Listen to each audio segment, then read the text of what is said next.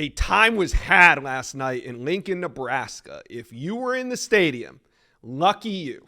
I wasn't, but I wish I was. I was watching. It seemed like one of the most electric atmospheres we've seen, at least this year in college football. And since I couldn't be there, at least I'm going to bring you guys a bunch of recruiting intel. There was a few major developments that I want to cover. But first, Nebraska fans, lock in and hit subscribe to the On3 Recruits channel. Nebraska recruiting is on fire, and we're here to talk about it. So jump on board and hit subscribe for me, please. All right.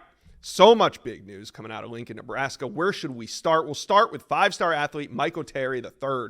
The number one athlete in America was back at Nebraska over the weekend, and what a time was had.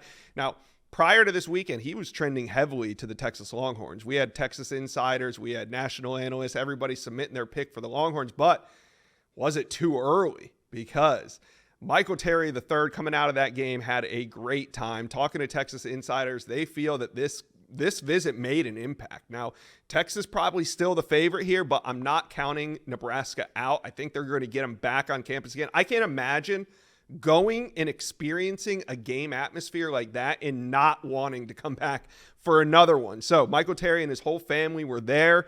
There's more on HuskerOnline.com about his trip. Steve Wiltfong caught up with him. There's some quotes.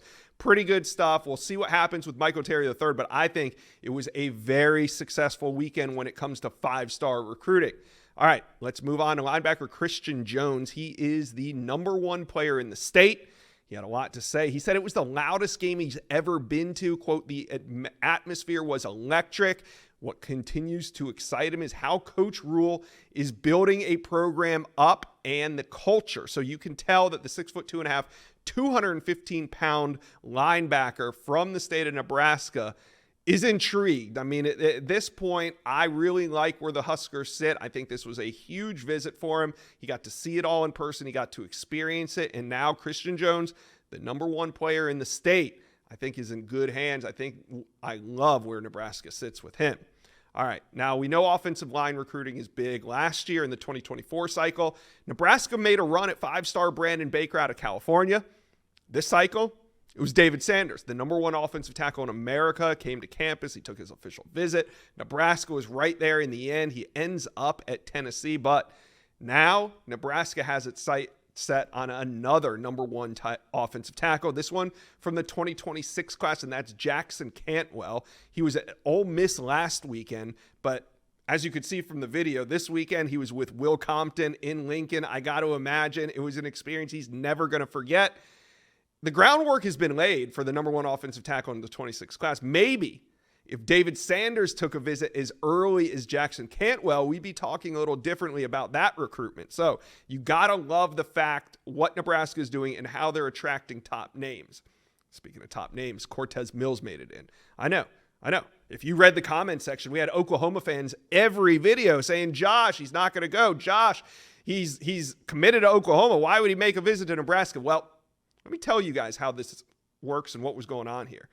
He didn't want Oklahoma to know that he was going. So, of course, Steve Wiltfong is sourced up as they come. Who do you think he was talking to when he said Cortez Mills was coming? He was talking to Cortez Mills. Now, the Oklahoma staff was probably hoping that he wasn't going to show, or maybe they didn't know if he was going to take a visit to Nebraska.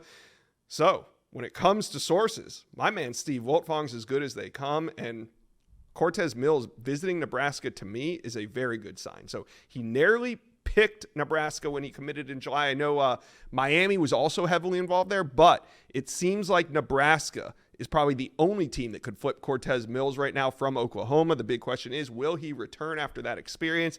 I don't know. QB TJ Lateef, who's committed to Nebraska, has been working on him. I think they're going to be staying in contact. So Cortez Mills, a big visit. Just the fact that he showed up with all the rumors swirling that he's not going, he does indeed show up at a big-time game in Nebraska. So we'll have to keep an eye on that and see what happens. I don't think a flip is imminent. I don't.